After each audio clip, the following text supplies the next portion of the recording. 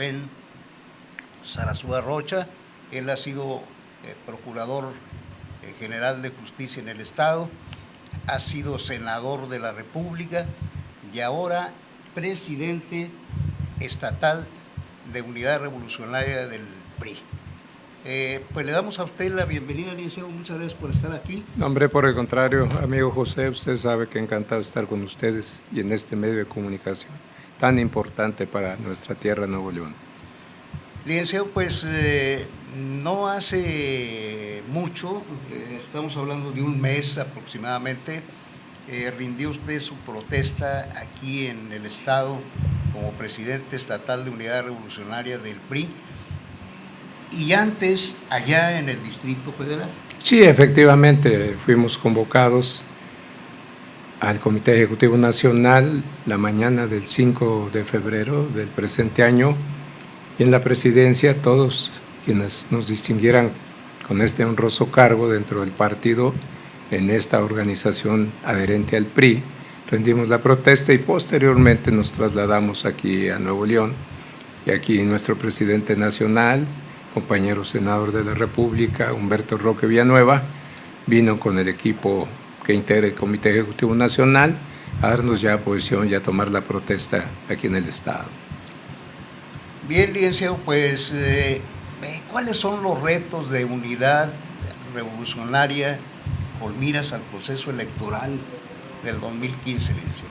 Yo siento que son muchos los retos, pero creo que el más importante, no solo de Unidad Revolucionaria, sino todos aquellos que somos parte actuante en el partido mayoritario de México, como es el Revolucionario Institucional, tenemos el reto de caminar y hacer de esta correría el camino hacia una unidad. Es decir, estamos en los albores de un proceso electoral, de unos comicios donde tendremos elecciones para gobernante, las alcaldías del Estado, las diputaciones federales y las diputaciones locales y la integración de los cabildos.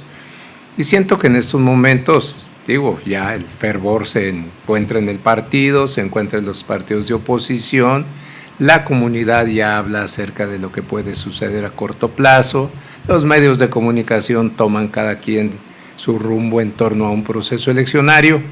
Y yo siento que lo más importante, que ahorita en este momento en que se integran los cuadros, en que se integran los comités municipales y todo el trabajo que será objeto de una campaña, que seguramente será una campaña que yo espero sea de respeto, que se entienda de una vez por todas, que no hay enemigos dentro de la política, que somos adversarios y que dejemos a un lado todas cosas denostaciones, vituperios y demás, porque sí siento y lo digo, y no hacerlo sería traicionar mis principios, o no hacerlo sería traicionar mi confianza. La ciudadanía, la sociedad en general, ya tiene hartazgo de escuchar puras notas despectivas dentro de las partes, y lo digo con claridad, donde ningún partido se sustrae de eso.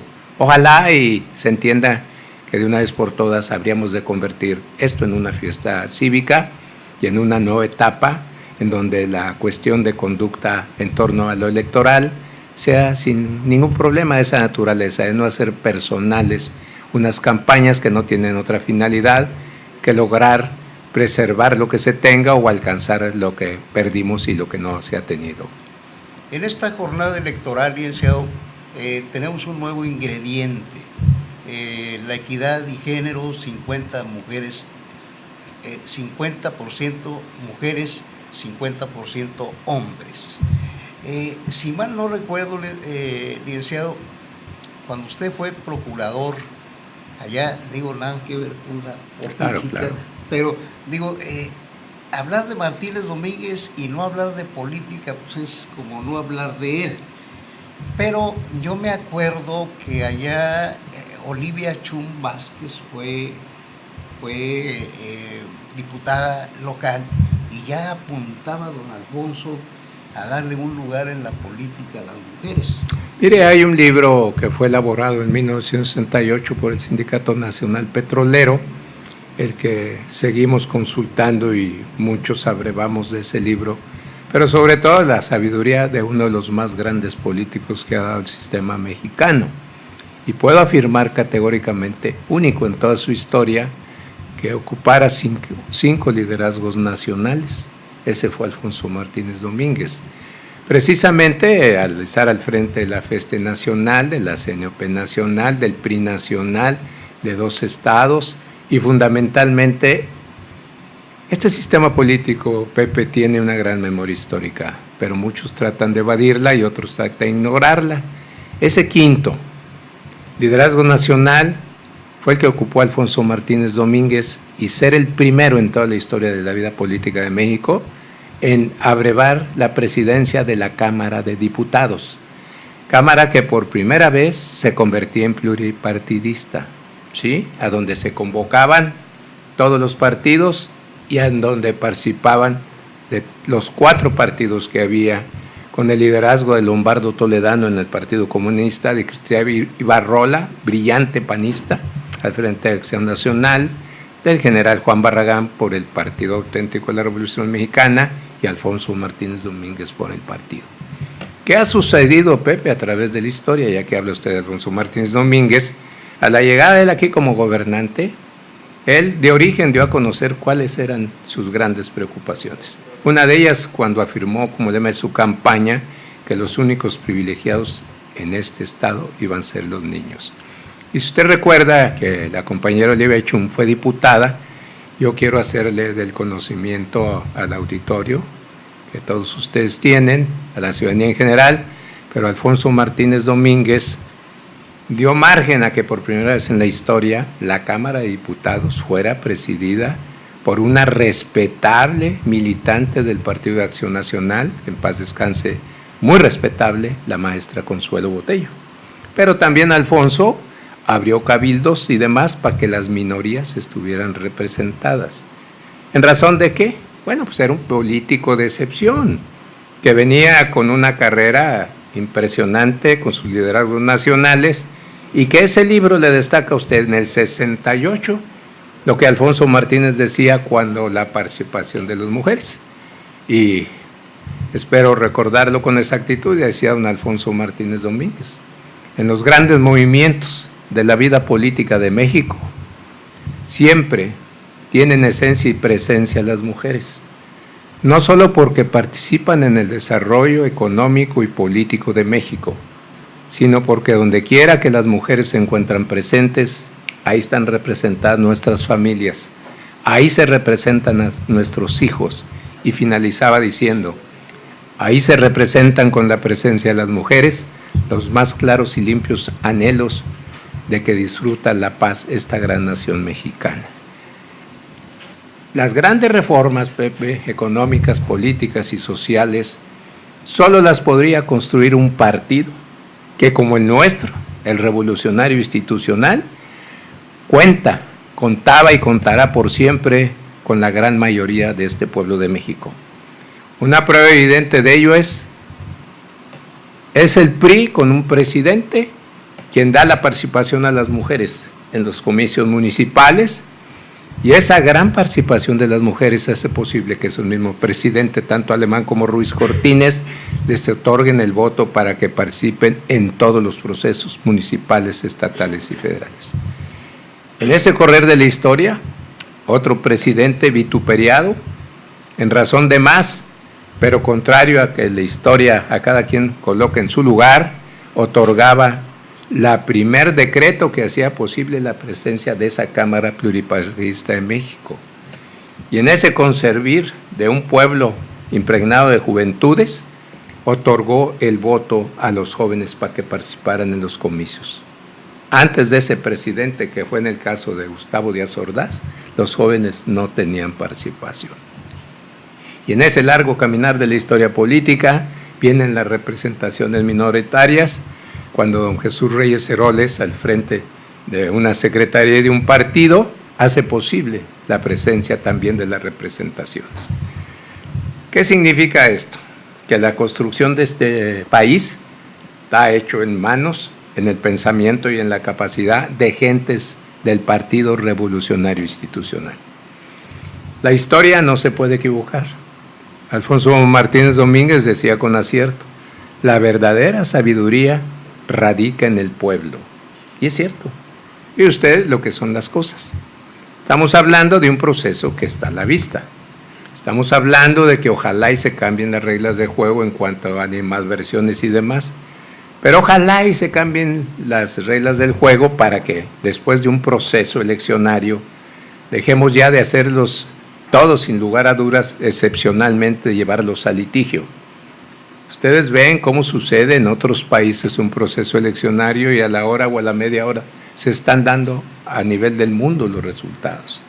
Aquí todavía no se llega a una contienda y ya hay descalificaciones por todos lados, ¿sí? Pero, ¿qué es lo que va a suceder en este proceso que se avecina? Que la gente ya vivió procesos como en los que resultaron victoriosos en 2 ocasiones, 2 presidentes de la República, el caso de Vicente Fox, que fue el sexenio que me tocó por la Cámara de Senadores, y el de Felipe Calderón. Y si hablamos de que la gente ya no se le puede engañar, que ya hay más visión para escoger candidatos, para ver preferencias de partidos, yo siempre he dicho y lo digo públicamente y me gustaría que alguien también por contra me dijera que estoy equivocado. Cuando hablo de que este sistema tiene memoria histórica, yo nomás digo del año 2000 hacia atrás gobernó un partido por muchos años, con defectos o virtudes, pero gobernó un país en donde le otorgó desde el 29 hasta la fecha la segunda etapa de paz social de que ha disfrutado este México en nosotros. Y hablo de la segunda porque la única y la anterior fue la de Porfirio Díaz, con todo y su presencia al frente de las instituciones nacionales, él vino a sembrar y a poner, sin excepción alguna, los cimientos para que este país creciera y naciera con fuerza y con instituciones ya creadas por su gobierno federal. ¿Qué sucedía después del año 2000? Sencillamente yo preguntaría y se lo haría a todos sin excepción, incluyendo fundamentalmente a los que pertenecen a ese partido y a los otros partidos. ¿Qué lugar ocupaba México en el aspecto de la competitividad, de la inversión, de la seguridad, de la educación, la que quieran? Ahí hay un organismo mundial que fija el rumbo y el estatus de cada país en todo este globo terráqueo. Que vean las grandes diferencias. ¿Quién se atreve a negar que antes de que asumieran los 2 presidentes de Acción Nacional su mandato nacional, no sucedía en México, en el área de la inseguridad, cosas tan terribles que nos tocó vivir, extremosas, así, extremosas, que no sucedían? ¿Qué inversión hubo en 12 años? ¿Y qué reformas hicieron esos 2 presidentes en 12 años? ¿Qué institución nacional sembraron a lo ancho y a lo largo de la República en 12 años? Tal vez la gente no lo sepa y yo le digo con todo respeto nomás una, que es el INFAE. Fuera de eso, yo me pregunto, que no culpen a los de enfrente cuando no pueden hacer lo que les corresponde como trabajo. ¿Por qué? Porque no han entendido estos señores que gobernar no es restar, gobernar no es dividir, es por el contrario, sumar. Pero si no tienen el feeling o la capacidad para conciliar, para concordar, para acordar, pues no es culpa de los demás partidos, porque se les va en puras cuestiones a los medios de comunicación, pero su ejercicio constitucional es otorgar seguridad, preservar patrimonios, defender la integridad nacional. ¿Qué lugar ocupamos o cómo nos descompusimos cuando el presidente de la República en toda su historia es el ejecutor de la política exterior? ¿Y qué fue lo que hicieron? Desnotaron y del lugar de liderazgo que siempre tuvo un presidente de México y que hoy vuelve a recobrar contra todo lo que digan en contrario, pero ahí están a la vista los resultados. Hoy vuelve a ser Enrique Peña Nieto el hombre que dirige con acierto no solo el país, sino las relaciones exteriores, que son prioritarias para cualquier gobierno y prioritarias para los acuerdos que hacen posible reciprocidad en beneficios de todos los países en esta tierra. Ustedes recordarán aquí hasta groserías hay, si mal no recuerdo, usted aquí en Monterrey comes Fidel y te vas. Son cosas que no es posible. Que no es posible. Pues no es posible porque es una falta de oficio que puede decirlo, y lo digo con todo respeto a lo que fue en su momento, porque fue el presidente de todos los mexicanos, donde yo me incluyo, pero no era posible venir a gobernar un país con defectos, con virtudes, con lo que usted quiera, sin tener un antecedente de nada, que ser un empresario al frente de una institución de una bebida. Esto reclama otra cosa, esto reclama perfil, ejecutoria de servicio público, capacidad, sobre todo esa capacidad que debe tener un gobernante de conciliar. Si un gobernante, el que sea, o un empresario, el que dirige, no concilia, pues no llega a buen rumbo ese barco. ¿Por qué razón? Porque todos lo tratan de justificar. Y mire la diferencia tan enorme y abismal entre un presidente con oficio, con responsabilidad, con sendero de rumbo y de destino, que hace posible la presencia de un pacto que pudo haberlo Fox, lo pudo haber hecho también Felipe, pero nunca se les ocurrió que eso existía o que podía existir. Perdieron la oportunidad. No solo la perdieron, lo más grave es que no la lograron, pero al no lograrla fue en detrimento de este país y en perjuicio de millones de mexicanos. Yo le puedo decir a usted, nomás fíjese el rumbo de cómo de la noche a la mañana creció el índice de personas muertas a través de la violencia, el índice de la drogadicción, el problema grave y serio que al final del mandato de Fox se había aumentado casi en un 200% la gente adicta a las drogas, pero lo más grave, criaturas de 12 a 22 años constituían el 81% del 100% de 1,5 millones que apenas alcanzábamos, que no es una cifra como para asustarnos, pero hoy tiene 3 tantos o 2 tantos más en ese aumento. ¿A dónde vamos a llegar nosotros si no tenemos un buen director? Un hombre, pues usted lo ve en todos los órdenes de la vida. Para que una música se entone y demás, necesita tener unos buenos músicos, pero tiene que tener un director con capacidad, no improvisado. Pero si usted aquí improvisaron un presidente y que ganó legítimamente y que el PRI le reconoció su legítimo triunfo y no se vaciló, cosa que ningún partido hace cuando nosotros ganamos como partido. Pero también, póngase a pensar, contrata una empresa para que le ponga a los funcionarios. Pues eso no lo hemos visto en ninguna parte, en ningún país. El país tiene que escoger los hombres que ahí conocen, que ahí están, que ese es su rumbo, que esos son sus estudios, que esos son sus proyectos, sus programas, pero a usted se los manda una empresa, que fue lo que hizo Vicente Fox. Entonces, ni director de orquesta y todos los músicos desafinados. ¿Cómo quería progresar México? Se gobernó como si fuera una empresa de la presidencia y de la República. Y a ver si hay alguien que lo pueda negar. Pero fíjese usted la diferencia de presidentes. Un hombre que construye un pacto, un hombre que contrae compromisos, que los firma y los señala, como el caso del presidente Peña Nieto, pero lo más importante, que abre espacios y abre puertas para que lo primero que sea es dialogar.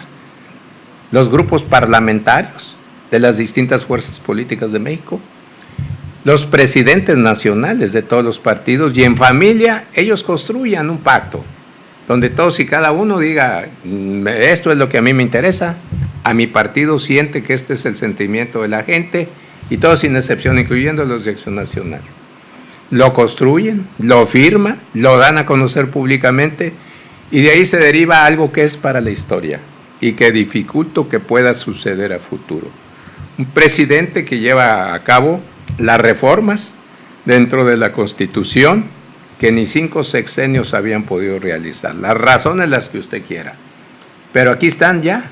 No es el problema decir, propongo esto, sino sacarlas. Y las saca con acuerdos, porque para eso se tienen que hacer acuerdos. Que se enoja un partido que porque él no quería eso, sí, pero la otra sí la quisiste. Sí, que fue la que tú dijiste, que esa deberían ir ustedes con los espacios. El otro también, no, es que nosotros somos los que hemos hecho todo esto. Pues no sé dónde lo hayan hecho, pero ante la opinión pública y ante la nación no han hecho nada, absolutamente nada, que no sea siempre discutir que son los hacedores. Y lo vuelvo a repetir, esto es lo que ha sido siempre Acción Nacional. Y lo reitero, siempre llegan retrasados con la historia y retardados con el destino de México. Y ahí está la historia nadie la construimos de los que hablamos, la construyeron los que participaron, para bien o para mal. Y tiene usted las reformas que el señor se compromete en campaña a llevarlas a cabo porque escuchó a lo ancho y a lo largo del país a todos los mexicanos. Y dice, voy por la reforma electoral, voy por la energética, voy por la hacendaria, voy por la financiera, voy por la laboral, por el Código de Procedimientos Federales único, voy por la Ley de Educación. Y nos entrega 11 reformas que ahorita ya fueron aprobadas por las cámaras. Pero aquí es donde empieza algo que es desorden. Que empiecen a decir la oposición, bueno, ahí están, ¿y ahora qué vamos a hacer? ¿Qué vamos? No, ¿qué haremos todos juntos? Sociedad, medios de comunicación, pero sociedad completa. ¿Y por qué hablo de sociedad completa? ¿Cuál era el camino para poder aspirar a que este México cambie? Y que falta mucho por cambiar. Y que ahorita le voy a decir cosas que todavía yo son de las que más puedo criticar. Así, de plano. Mire, si ya tenemos los instrumentos, ¿qué es lo que se reclama? Bueno, reclamamos gente que teniendo situaciones económicas o carácter de empresarios, ya estén anotándose para decir en qué participan.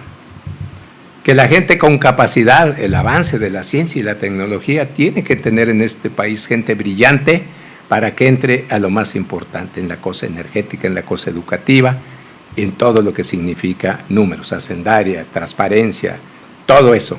Bueno, no es la reforma, no es la ley en sí la que le va a decir a las familias, oye, esto ya quedó, la luz va a bajar, esto va así. No, no, todo tiene que ser atemperado. Está la ley, ya está. Bueno, pues es el instrumento. Por allá me gritas que ya no des dádivas, que les des un reel y que les des para que pesquen. Bueno, ya te estoy dando todo eso. Yo como país y yo como Estado, ahí sí. Yo con mayúsculas digo, ponte abusado y de una vez por todas, en la mayor de las perspectivas, y que no tengo duda, ese es el pensamiento profundo de Enrique Peña Nieto, vamos en pos de la corrupción y de la impunidad. Para que un país crezca, nazca y corra, tiene que tener dos cimientos. La educación, ¿sí?, concebida como algo importante para que las gentes tengan talento, agregándose su recreación, su deporte, su cultura. Y dos, la salud. Pero no contemplada como una ausencia de enfermedad, no, sino con una condición indispensable para que los seres humanos trabajen, prosperen, disfruten. Y cuando hablo de educación, nosotros tenemos, y se lo voy a decir, Pepe, mire, a mí me da tristeza, pero pues no traiciono, repito, conciencia. Cuando llegamos a la Cámara, por ahí veíamos que la propia Cámara llevaba a cabo encuestas en 10 renglones. Ejército, Estado, senadores, diputados, maestros, iglesia y demás. Por siempre ocupó el primer lugar la iglesia. A nuestra llegada dejó de tener ese primer lugar. Y arriba del ejército y de la iglesia se colocaron los maestros. Y fíjese que los maestros durante el tiempo que tuvimos de ese sexenio, fueron ellos los prioritarios en el sentimiento de la gente cuando se les preguntaba, de todos estos, ¿en cuál confía usted? Los maestros. Bueno, pues es entendible. Y es entendible porque son ellos a los que les proporcionamos lo que más queremos, los que más amamos, lo que más adoramos, a nuestros hijos. Y recuérdense, porque todos hemos sido niños y adolescentes, nosotros gozábamos estando con los maestros. Y pues ya nos vamos a salir, nos quedábamos todavía con los maestros. Y yo siempre he dicho, yo a los maestros donde quiera que se encuentren, les hago una distinción que se merecen y que se han ganado a ley, porque son ellos que con su capacidad y con su inteligencia han sido los formadores de las actuales y de las futuras generaciones de mexicanos. Entonces, señores, de una vez por todas, este país tendrá que crecer, pero todos tenemos que caminar para que esto crezca, en todos los órdenes, pero reitero, por lo que se avecina. Una de las características, licenciado, del Partido Revolucionario Institucional, digo con base en todo lo que usted está diciendo, es la capacidad que tienen sus gobernantes. ¿Estamos bien hasta ahí? Sí, bueno, pues yo se lo vengo diciendo. Mire usted, por ejemplo. Digo yo porque comenzamos hablando de don Alfonso. Claro, claro. Dijimos que era visionario, a tal grado que lo que él intentó como presidente nacional del PRI y luego como gobernador, hoy es un hecho. Es un hecho, que las mujeres participen. Sí, claro. Y van a venirle a dar un contexto distinto. ¿Por qué razón? Pues ya le expliqué los motivos que yo tengo para decir bienvenidas. Además, es una lucha en donde un país tiene que cambiarse, transformarse y retornar rumbos y remediar las equivocaciones. Donde quiera que estén las mujeres, esto refleja una acción distinta al del varón, por muchas razones. Durante mucho tiempo, pues la mujer en el hogar. La mujer estudiaba, profesionalizaba y era poco el área. Hoy las mujeres mandatan países, mandatan secretarías de Estado, mandatan cuestiones dentro de los tres poderes, legislativo, el ejecutivo, el judicial. Digo, es increíble, pero es la realidad vivida. Y esa lucha que las mujeres, y debo reconocerlo, porque mire, aquí hay una persona y muchas más, pero yo desde que tengo uso de la razón, he encontrado en la maestra María Elena Chapa y en otras de organizaciones, señora Campos, y algo que no quiero lastimar, muchas han contribuido a que este momento llegara, pero que realmente no se esperaban que un joven presidente de la noche a la mañana y ni preconcebido en un acto dio a conocer que se iría su reforma para que las mujeres participaran en los comicios electorales. Bueno, es hacer justicia a quien es madre, es consejera, es todo lo que puede dar una mujer. Pero si usted analiza, por ejemplo, en las cosas educativas, le digo porque yo por muchos años maestro y doy conferencias, vemos y vamos ahora a ver las fiestas de los nietos o de los sobrinos, primeros lugares, salen 5 mujeres y sale un hombre, un caballero. No menosprecio la capacidad de los hombres, de ninguna manera, pero quiero decir que la mujer se ha ganado a pulso los lugares que le corresponden. Y hay en muchos países gobernados por grandes mujeres que han sido históricas, ¿sí? Y habrá otras que se encumbren a otras. Aquí lo he dicho y lo repito, yo creo que hay una excepción a la regla, y ojalá en un momento determinado alguna mujer, que puede haber varias, no discuto, pudiera ocupar por primera vez, porque nunca ha sucedido. Mire usted, ha habido gobernadoras mujeres, ¿sí? Sí me explico, ¿verdad? Sí. Secretarias de Estado, subsecretarias de Estado, oficiales mayores, directores de departamentos descentralizados, diputadas, senadoras, ¿sí? Presidentas, alcaldesas, regidoras, síndicas. Pero en este país falta que cristalice un detalle histórico, porque va a ser histórico de suceder, que una mujer ocupe la Suprema Corte de Justicia de la Nación como presidenta. Ya el Ejecutivo es ocupado por un varón, las cámaras en iguales circunstancias, pero ya han participado mujeres, pero en el Poder Judicial de la Federación ha habido ministras, consejeras, magistradas, jueces en todos los órdenes.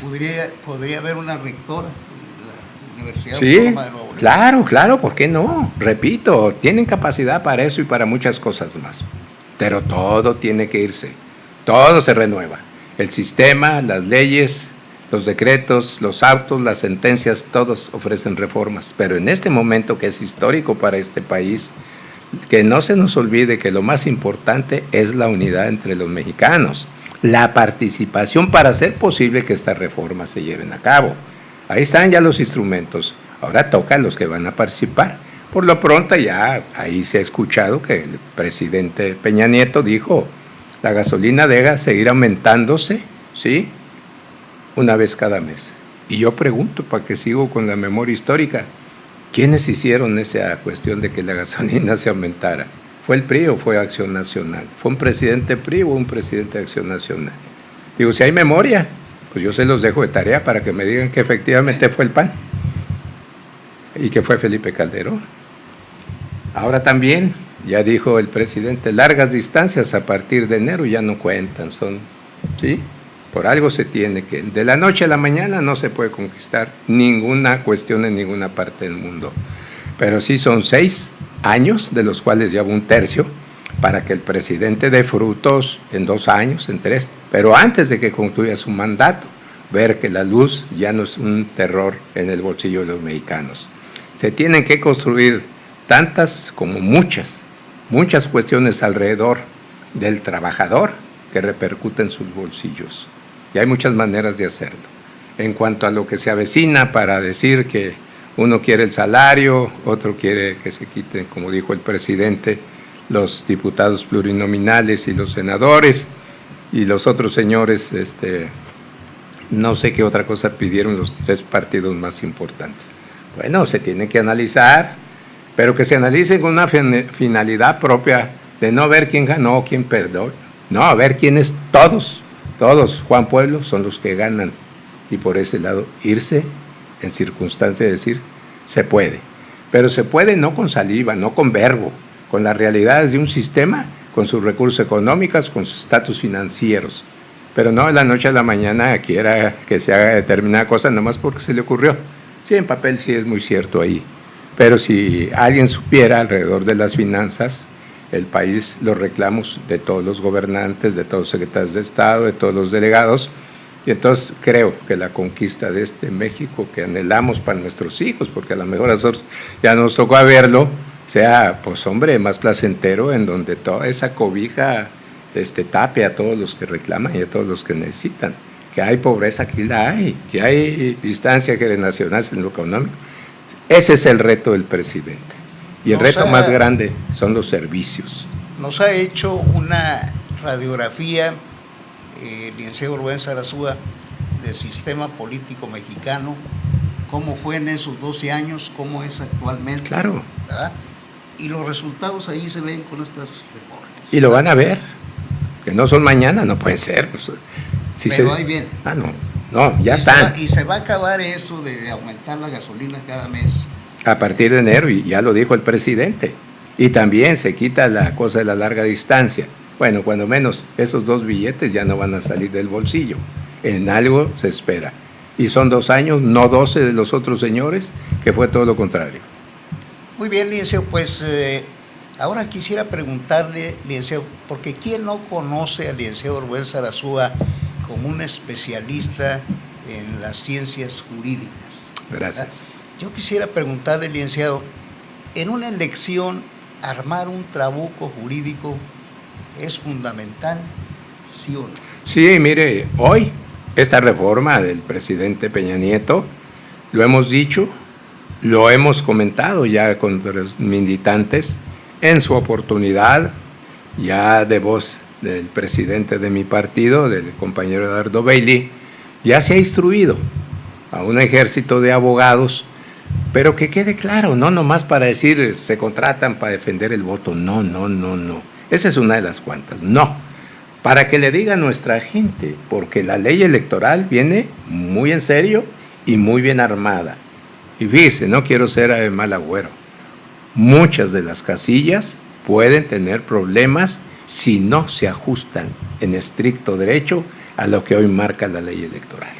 Entonces, claro que los abogados en todos los órdenes de la vida tenemos presencia por razones de que en todos los campos se maneja la ley. La ley, la que fuera, la contenciosa, la administrativa, la laboral, la jurídica, la que usted desee, ahí está la presencia de abogados, a veces de contadores también, y de mucha gente, ¿no?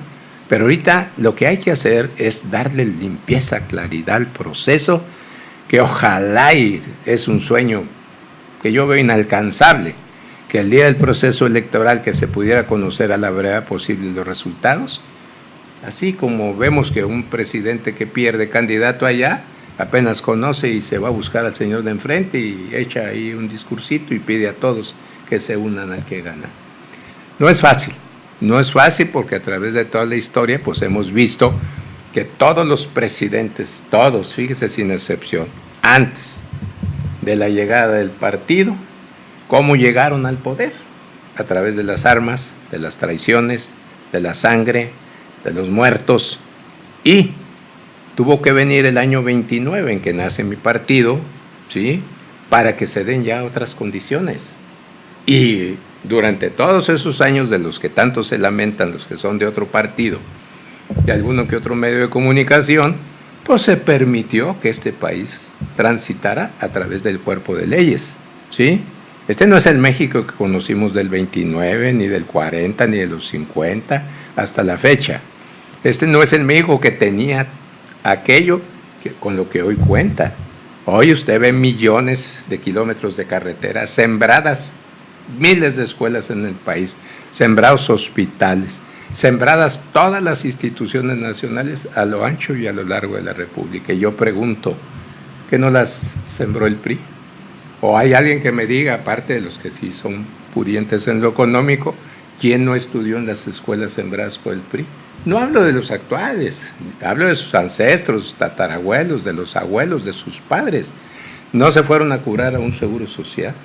¿O qué las instituciones de salud, el ISSSTE, el DIF, Salubridad como rectora del sector y el Seguro Social, no son instituciones creadas por el partido? Las otras instituciones que están dentro del campo del campesinado, de los bancos agrarios, de los tribunales federales, no las construyó el PRI. Yo quiero que me digan qué institución se creó en 12 años por parte de Acción Nacional. Ya se las di una. El INFAI es todo. Eso fue en 12 años. Nosotros en un lapso 5 veces mayores, mire, todo el que viene a visitar este país, lo que ve construido, lo hizo el PRI. Y este señor que tiene 2 años de mandato, el presidente Peña Nieto, vea cuántos millones de kilómetros están tirados. Pero no solo eso, lo que firmó y lo que dijo, ahí va cumplimentándose. La llegada de ese aeropuerto, pues carajo, da la noticia y ya están ahí por ahí diciendo que Atenco y que esto, pero ¿para qué le buscas? Primero, date cuenta que los terrenos donde se va a construir, nada tiene que ver Atenco, ni los machetes, ni lo que quieras. Eso no es para aplaudirlos a los campesinos porque detuvieron el aeropuerto. Es para lamentarlos que no hubo el poder conciliatorio para que se les pagara correctamente lo que correspondía y no quererles hurtar sus terrenos. Pero la obra que hubiera sido el sello de Vicente Fox quedó en el aire, por lo que a usted le dije. Bueno, no hay cabeza, pues no hay cuerpo. Ahora que se construye este aeropuerto, ¿qué no se requiere? Claro que se requiere. No le dará una concepción más grande ante el exterior del mundo este aeropuerto. No le dará miles y miles de empleos. Claro. ¿Qué es lo que reclama el país? La inseguridad va caminando, pero también el desempleo es galopante. ¿Cómo quiere usted que haya empleos si no hay inversiones? Si no hay construcciones. Si la construcción está parada, pues cuántos insumos y cuántos proveedores están alrededor de ellos para que haya trabajo. La reforma energética traerá un gran número de empleos y las mismas que se den dentro del campo de la electricidad. Esa construcción del aeropuerto, esa construcción de los trenes al sureste, pues son empleos. Pero no solo empleos, conquistar los ojos de la humanidad para que dentro del campo de lo turístico se siga teniendo el concepto de lo que ha sido y ha sido México. Pero ¿cómo estuvimos en 12 años en el turismo? Pues, con los propios amigos que están allá en el exterior, porque no hay empleo. Fox decía, aquí ya hay menos 2,000 empleos, menos 2,000 desempleados. Sí, porque se fueron a Estados Unidos. Pues los sumaba y se los echaba a su cuenta. Entonces, esa es la verdad.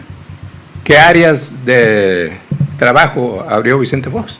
Estoy hablando del país, y no es fácil decirlo.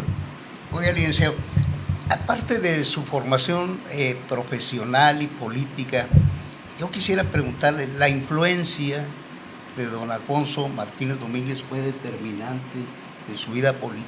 Sí, no, yo debo reconocerlo. Mire usted, yo lo he dicho y para nadie no es secreto. Yo en el largo caminar de mi vida tuve 2 gentes que para mí, mi respeto donde quiera que se encuentren. Uno de ellos, al que yo siempre he llamado mi segundo padre, para mí el mejor penalista que ha dado Nuevo León, que fue el licenciado don Mario N. Flores. Ese señor me ayudó, me apoyó en todo, profesionalmente, quiero ser honesto, en lo económico, me ayudó para mi tesis, hasta para mi convivio después del examen. Y ese es don Mario N. Flores. Repito, a ese señor, donde quiera que se encuentre. Pero yo me reencuentro, y fíjense qué irónico es el destino, Pepe. Ahorita se lo voy a platicar porque cuando yo soy convocado a una reunión a la casa en Inglaterra, número 18, en México, con don Alfonso Martínez Domínguez, Era a los finales ya de los 68, 69. Y una cosa muy simpática, porque yo andaba en el mundo del boxeo, y estando yo afuera del Hotel Regis, que fue el que se lo llevó el terremoto, yo veo un periódico que se llama La Prensa. Y en ese periódico de La Prensa venía la foto de don Alfonso. Y decía, conocido político neolonés, asume la primera Cámara Pluripartista de México. Y le pregunto al señor que me estaba boleando que dónde estaba esa cosa de la Cámara. Y me dice que en tal parte. Bueno, yo tenía que ir a ver, en paz descanse, al licenciado Luis Espota, y dije, no, lo veo mañana y me voy a buscar a este señor. Pues lo vi hasta la 1 de la madrugada. Cuando sale, y sale con mucha gente, el señor de la puerta me dijo, vaya y espérelo allá, porque sale con mucha gente y no es fácil hablar con él. Total, es cierto, sale, se meten todos, ni de chiste, ni me pelaron. De mi instinto sale y yo le grito, don Alfonso, y se para el elevador, y vuelvo a gritar, y entonces sale un señor que después, el coronel a la vez. ¿Y quién busca a don Alfonso? Yo, le dije yo. A ver, pásele, y ya ahí me meten con él.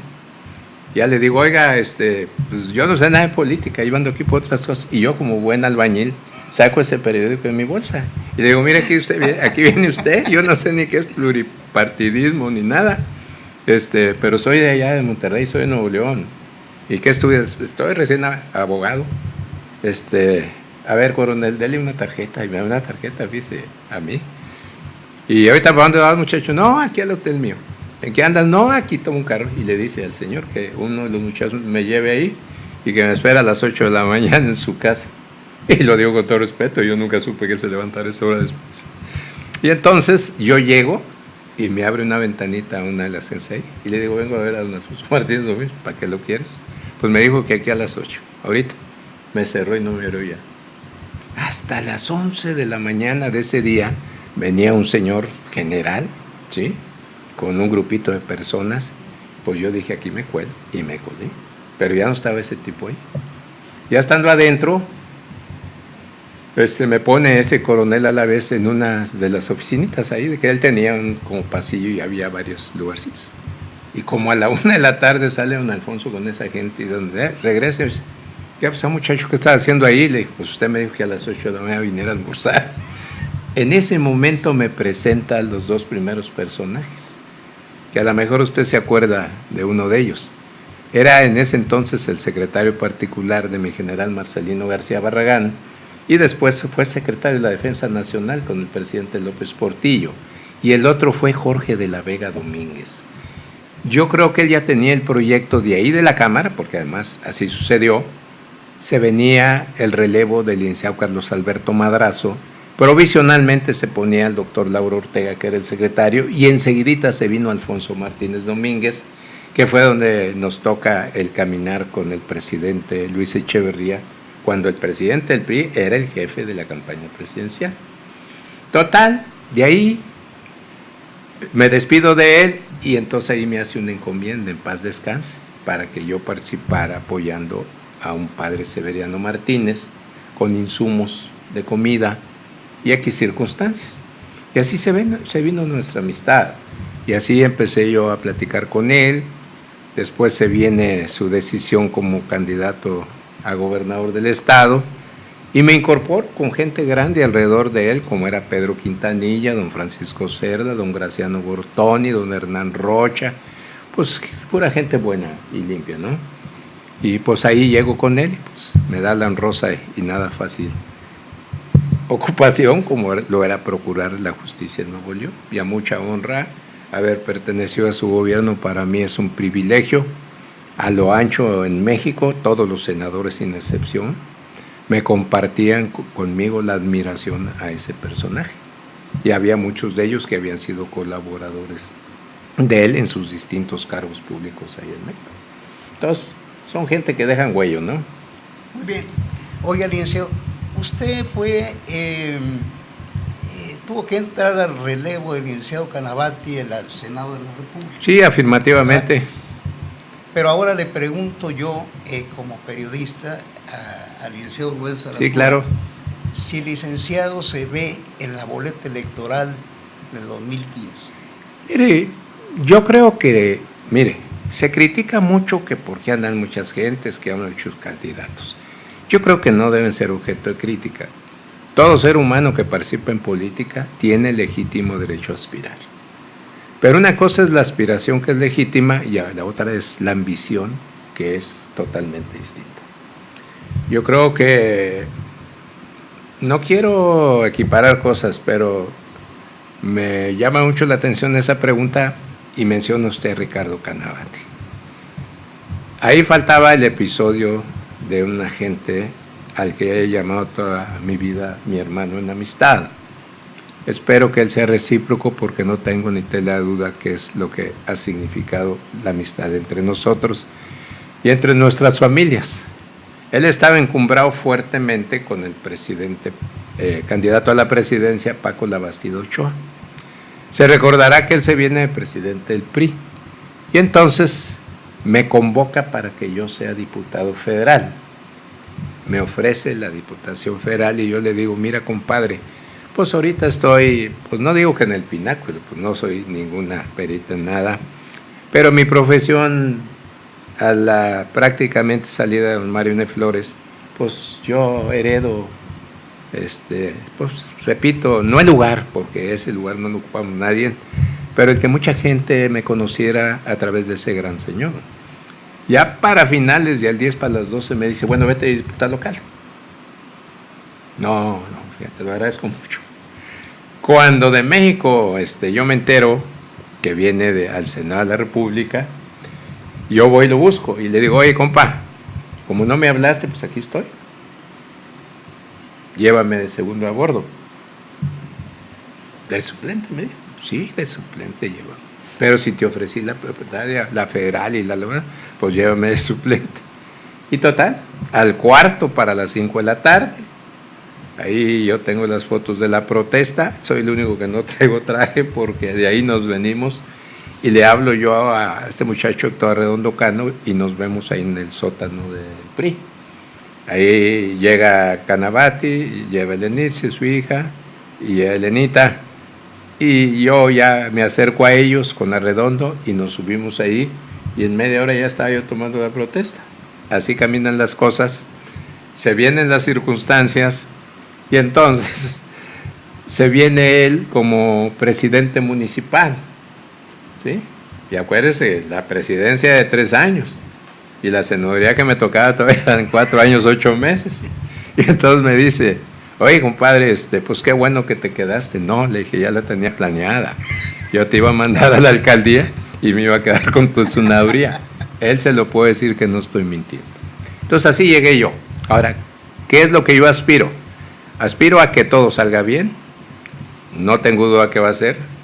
Aspiro a ver que el PRI no solo retiene la gobernatura, sino que vamos a coadyuvar, que es la función de la representación que traigo y que se me ha encomendado, para venir a ponerme a las órdenes de mi partido, de su presidente, de su equipo de trabajo, de los sectores con quienes comulgo en amistad y en respeto, y hemos hecho y estamos haciendo un trabajo laborioso para seguir insistiendo y convenciendo a la gente que no duden que hay una sola opción, que es el PRI, que esa sí cuenta con el recurso humano como para poder resolver los problemas que han sido muchos en este sexenio, pero que en su inmensa mayoría se han resuelto. Mire, no se puede ser ingrato con la gente. Todo lo que se advierta al orden del actual gobierno, que no se equivoquen. Yo he participado en diversos gobiernos, pero no puedo cerrarme a los ojos de una realidad en ver a un joven gobernante que le toca desde un principio, como es el caso del licenciado Rodrigo Medina de la Cruz, con los fenómenos naturales que desfiguraron materialmente este estado, y que se hizo un trabajo inmenso de ciudadanía, que es lo que le repito, ese es el éxito. Cuando vieron la masacre de lo que pasa con estas llegadas, gente sin hogar, puentes destruidos, escuelas lastimadas, viviendas derribadas, caminos congestionados, todos como nosotros nos abocamos a participar, unos llevando agua, otros llevando esto, ¿bien? Y el gobierno de la República generando recursos para hacer todo lo que está hecho aquí, ¿sí? No lo ha construido ningún gobernante anteriormente, incluyo a Martínez Domínguez.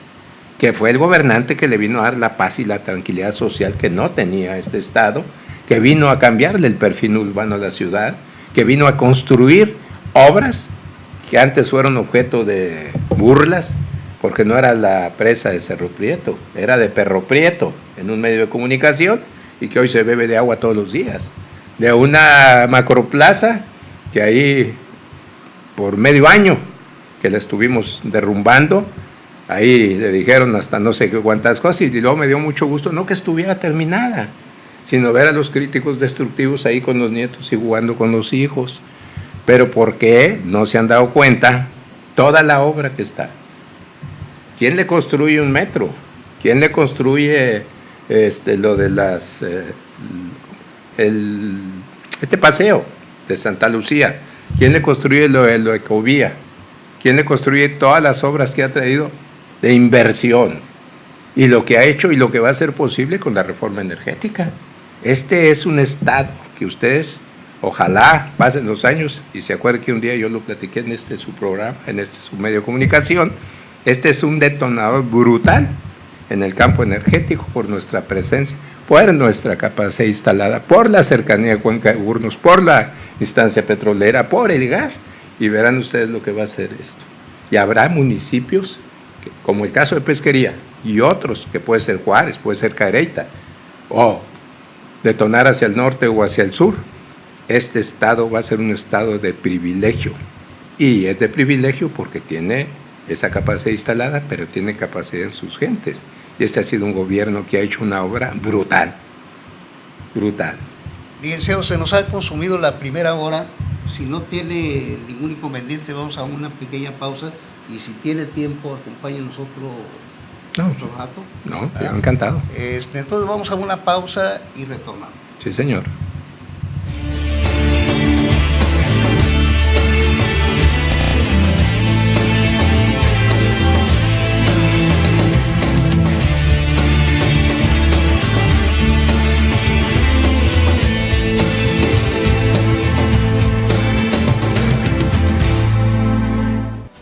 De la tarde. ¿Te lo sabe? Por regiovivo.com. Los miércoles. ¿Un año? Un año. Un año. No. En regio.com. Oh, un año. Oh, por eso. Recibo. 7 de la tarde. ¿Qué lo sabe? Por regiovivo.com. Los miércoles. Ya después de un año. ¿Un año? ¿Un año? La novedad que nos vamos los miércoles a las 7. ¿Por dónde? Por el regio.com. Crossover. O esta que te callaste.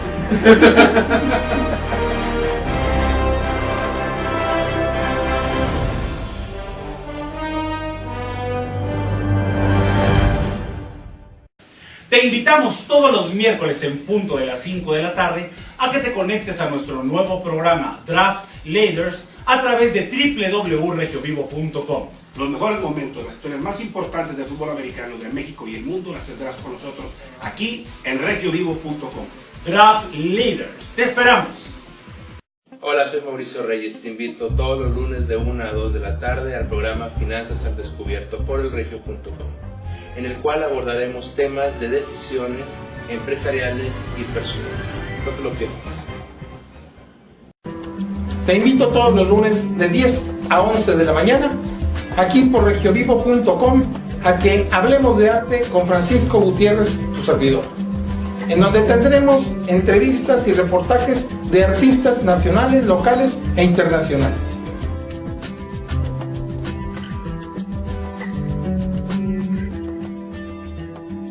Los espero en Hablemos de Arte.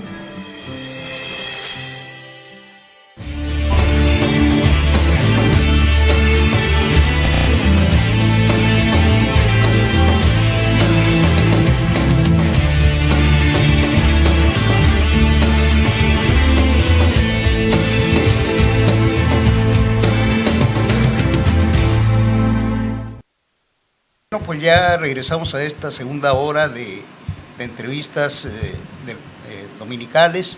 Estamos platicando con el licenciado Rubén Sarasúa Rocha.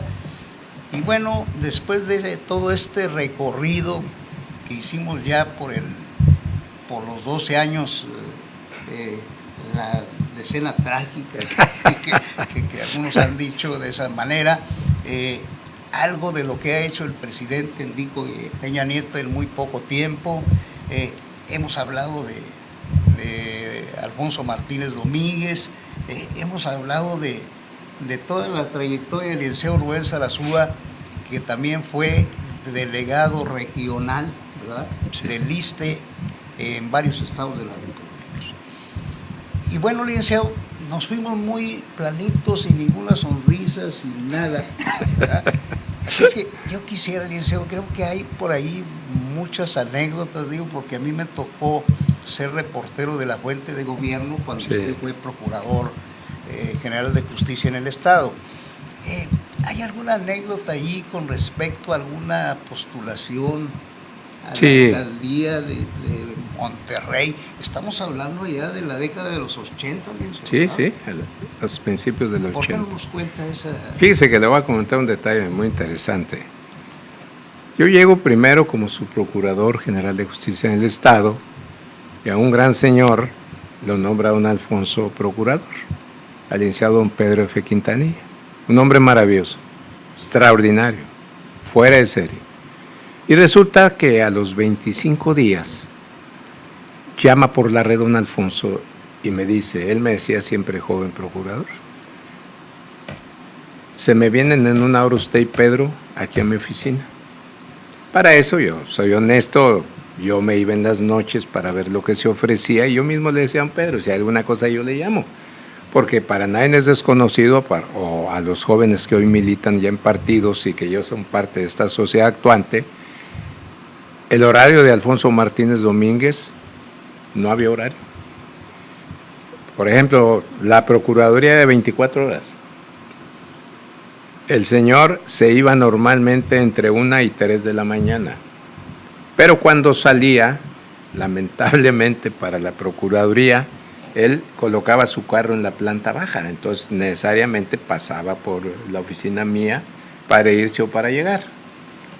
Y entonces un buen día me habla para darme instrucción y yo le hablo a don Pedro y le digo, oiga, está llamando el señor gobernador, que urge que estemos usted y yo en 1 hora en su oficina. Para eso ya eran como las 11 y sería para las 12 de la noche. Pero ahorita, sí, me está diciendo, no hombre, déjeme hablarle a mi compadre para decirle que lo veo mañana. No, yo sé que tiene todavía mucha gente y quiere hablar con usted, pues no conmigo, sino que me pidió que fuera usted y que yo lo acompañara. Y así fue. Él lo escribe después en un libro que editó Monterrey, Ciudad Reinera o algo así. Total, que ya llegamos y como a eso de la 1:30 de la mañana, quedamos solos don Pedro y yo, y él abre la puerta y nos pide que nos sentemos. Y ya nos sentamos él y yo y le dice textualmente, a pesar de que ha pasado el tiempo, le dice, mira compadre, tú has sido muy leal conmigo, pero mejor amigo, y eres un gran personaje, y además te la debo. Y así terminantemente dijo, te vas de presidente municipal como candidato, y volteé a mí y me dice, ¿y usted Sarazúa ni con la almohada? Se me queda de procurador. Fue todo, nos da ahí otros consejos, y cuando salimos para regresarnos a la oficina, yo le digo a Pedro Quintanilla, oiga don Pedro, qué bueno que estábamos sentados, porque si estamos de pie, a la hora que dice eso, se me hubieran caído los calzones. Y entonces Pedro tira la risa, pero yo la tiro más fuerte, porque cuando edita su libro, él pone eso que yo les estoy platicando. Total, nos regresamos y ahí siguieron las anécdotas. A los 2 días, sin que todavía nadie supiera, porque se tardaban unos días más el pronunciamiento de los sectores por Pedro, llega un señor también muy lindo, compadre de don Pedro, amigo de todos los políticos, y un gran señor, don Antonio Farril, padre de los compañeros abogados Farril, a quienes yo esta anécdota se los platiqué. Y entonces llega y le dice, compadre Pedro, ¿cómo estás? Bien, Toño, ¿cómo estás? Siéntate. No, hombre, vengo bien enojado. ¿Qué te pasa? No, hombre, vengo ahorita de la casa de de la oficina de mi compadre Alfonso. ¿Qué crees? ¿Para qué crees que me llamó? Pues no tengo ni idea, dijo. Para que acepte ser regidor. Y luego, no, le dije que no, que se lo agradecía. Al final le dije que lo iba a pensar, le dije. pero pues no lo pienses, pues dile cualquier cosa y ya defínelo, le dice Pedro. Y le dice, no, compadre, ¿tú crees que yo voy a estar supeditado a que cualquier alcaldito penitente toque una campanita y ahí va O'Farrill el regidor? No, pues piénsalo.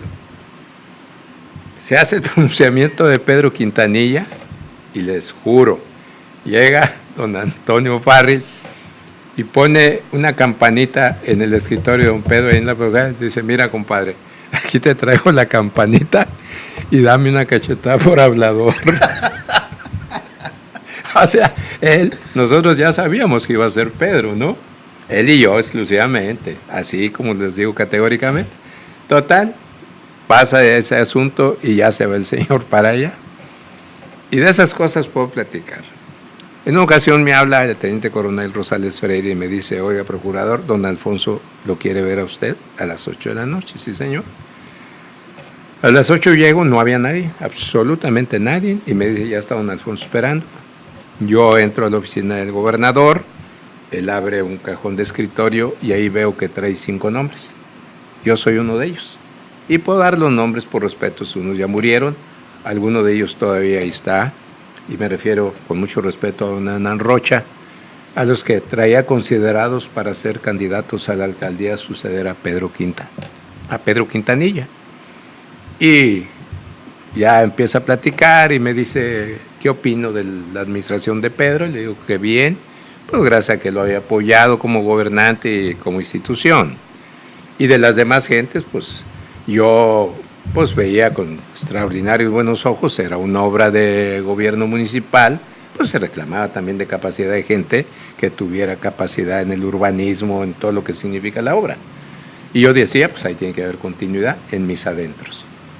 Pero cuando él me dice que no haga mayores comentarios y que esperemos los tiempos, pues la verdad, pues quiero ser honesto, sí me sentí que podía ser yo alcalde en un determinado momento.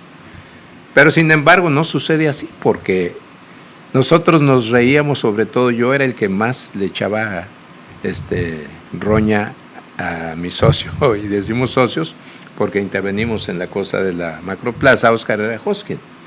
A Óscar lo citaba como nos citaba a todos a las 11, pero citaba 20 al mismo tiempo. Y entonces Óscar, por un espacio, no sé si una semana más, llegaba que se caía con planos. Y yo lo mosqueaba, oye, socio. Y don Alfonso tenía una costumbre de que le hacía así, al que no lo recibe, pero se me viene mañana, no necesita cita, véngase mañana.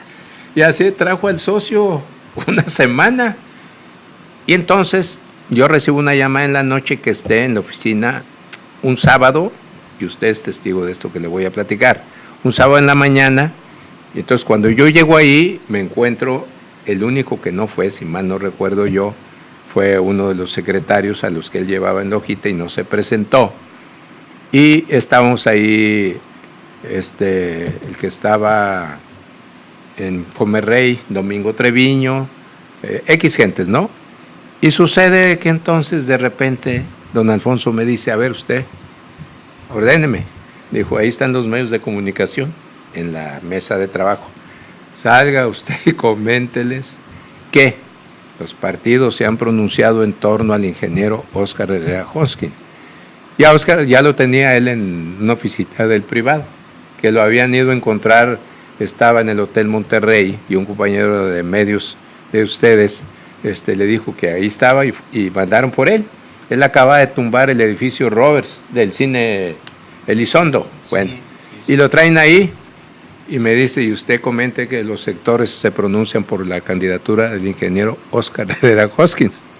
Entonces yo salgo y hago el cometido que me ordena el gobernador en ese momento, y al día siguiente un medio me pone mero arriba que el doctor Alfonso Martínez Domingos llama al enfermero Rubén Zarazúa y dice, ya nació un niño y se llama Óscar Herrera Hoskins. Digo, y no me dejan mentir porque ahí está en letra de un medio de comunicación. Y así llega Óscar Herrera Hoskins. Y ya que termina y que todo el mundo lo abraza, y yo le digo, oye socio, de aquí en adelante voy a llegar cargado de expedientes todos los días allá a la oficina de don Alfonso, porque mira, nunca te quitaste los planos y al final de cuentas lo convenciste nomás con cargar los planos. Con él vivimos muchas cosas, pero vivimos otras cosas Las más... Creo que lo que no ha comentado el licenciado Rubén Sarasúa es que en aquel tiempo la fuente de gobierno estaba muy unida a los procuradores, y entre esos amigos que tenía Rubén Sarasúa estaba yo. Sí, eran de mis más asiduos visitantes. Nos invitó a su casa sin decir para qué, pero era una convivencia allí de repente. Mire, no tiene por qué haber distancias entre el funcionario y el que emite la noticia. Cada quien debe ser responsable y celoso de lo que es su obligación y su responsabilidad. Se equivocan quienes creen que porque hacemos una invitación, por más atenta que sea con otro afán. No es cierto. Mire, los seres humanos debemos de convivir. Mire, desde que yo llegué a la Procuraduría y a los otros cargos que han estado bajo mi mando, no hablo de miles de gentes que no me dejan mentir, yo les pedía que nos reuniéramos una vez los sábados en la noche con la familia. No con la familia, sino con la esposa. Pero les decía, ahí no planteen problemas ni nada. Si venimos a trabajar juntos, vamos a ser una familia, donde no haya ni distingos de nada. Aquí no puede haber celos de nada que no sea el compromiso de trabajar y cumplirle al que nos dio su confianza. Y sentimos que cuando llegamos al Estado, pues nadie puede desconocerlo, y me refiero a los señores de enfrente, que era Nuevo León. Estaba convertido en un volcán, cada quien hacía lo que quería, y después de un año, ¿qué sucedió? Se recobró la paz, el respeto, la tranquilidad, y lo más hermoso para mí es que yo me encuentro aquí en medio de gente que recuerden a Alfonso Martínez Domínguez. Pero quiero decirle algo, y esto lo digo con mayúsculas. En este gobierno y en este estado han pasado muchos gobernantes.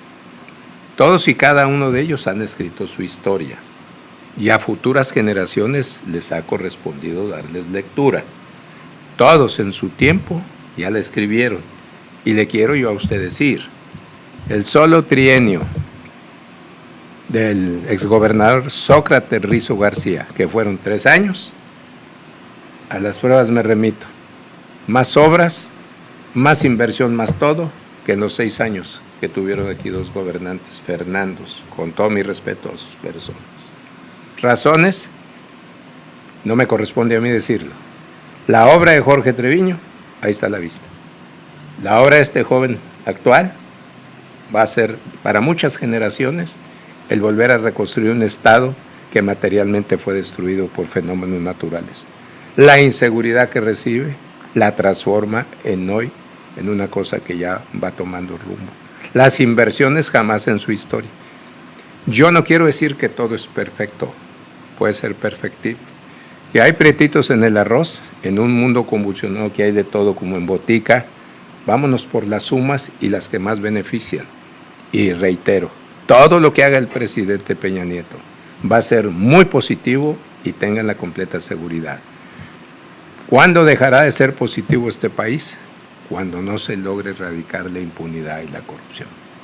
Ese ha sido lo más lacerante de este país, pero no es de partidos, que quede claro, es de seres humanos, que es distinto.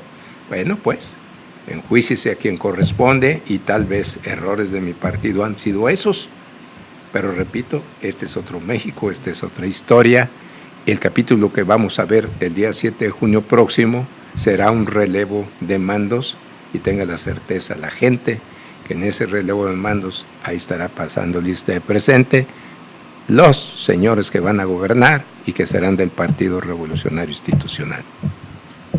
Hace unos momentos el licenciado Rubén Sarasúa nos reveló aquí que cuando don Alfonso le dijo que él podía ser uno de los candidatos a la alcaldía de Monterrey, que cómo me sentía para irme.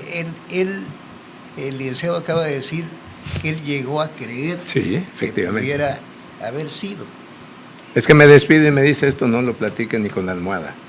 No, pues me convertí en sonámbulo. Bueno, hay una historia que hoy la podemos decir ya a muchos años de distancia, licenciado. Pero en esa visita que hicimos allí a su casa, un reportero tropezó con un atado allí de pósters Oh. del licenciado Rubén Sarasúa. Tan en serio iba el asunto, ¿verdad? Que había unos pósters por ahí por si se necesitaban, ¿verdad? No, sucedió esto, mire. Cuando yo llego a la casa de usted, ¿sí? Uno de mis inquietos compañeros de despacho, como cosa adrede, tenía un familiar que había puesto un, ¿cómo se llama? Una cosa de imprentita pequeña. Y había retomado un póster de donde cuando fue el Congreso Nacional de Procuradores, salgo yo con la presea que identificaba al presidente nacional en ese momento. Y entonces este tío hace ese póster y en ese póster le pone Partido Revolucionario Institucional. Entonces yo creo que este tío me echó la sal porque no llegué. Así de sencillo. Pero esta es la política. Decía don Alfonso algo, una frase histórica. Lo único cierto en política es que nada es cierto. Bueno, Y no fue cierto eso. Y hay que decir una cosa, que esa cercanía con los funcionarios del gabinete de Alfonso Martínez Domínguez, había una ética profesional con los reporteros de que lo que se platicaba fuera de... Bueno, yo siempre lo he dicho. Se respetaba. No, yo siempre lo he dicho porque yo platico cuestiones y yo pienso que antes de periodistas, antes de reporteros, antes de amigos, somos hombres. Y nos servía para normar el criterio en Claro. aquellos tiempos. No, yo jamás le cerré la puerta a los medios. Tan es así que yo no daba audiencias. Las puertas estaban de en par, a cualquier hora. Iban a verme a las 2 de la mañana, a las 3 de la mañana.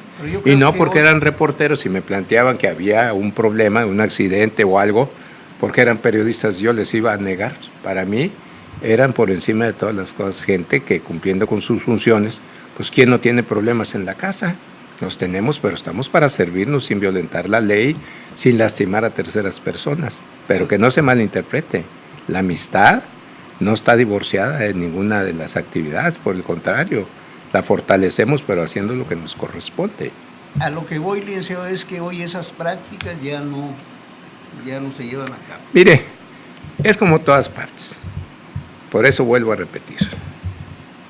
Cuando se habla de un Abelardo Leal, de un Francisco Cerda, de personajes como José Alvarado, de Jorge Villegas, pues carajo, nos quitamos el sombrero porque desde muy jóvenes conocimos sus trayectorias, conocimos su forma de pensar, sus formas de actuar, y pues oye, decimos como en todas partes.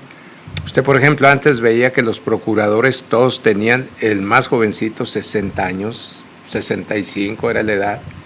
Rompemos esa barrera cuando llegamos con 30 y tantos años.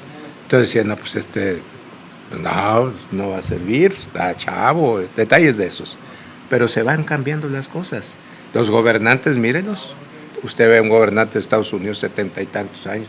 Ahora mire, vea gobernadores, el muchacho de Chiapas, el del Estado de México, el mismo gobernador de Nuevo León, la llegada de un presidente joven, la de Salinas de Gortari. Bueno, pues son las transformaciones que tiene esto. Esto no se puede tener, tiene que cambiarse. Si es para bien, bienvenido todo lo que significa que reforma y el pensamiento de Enrique Peña Nieto y transforma el país. Por eso vamos a transformarlo, pero vamos todos juntos, no es obra del gobierno.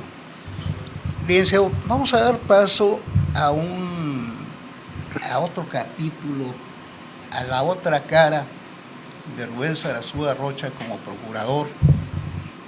No en momentos de gloria, en momentos difíciles, en los momentos en que hubo un problemón por ahí en el penal del Estado. Mucha gente no lo sabe de viva voz lo que pasó allí.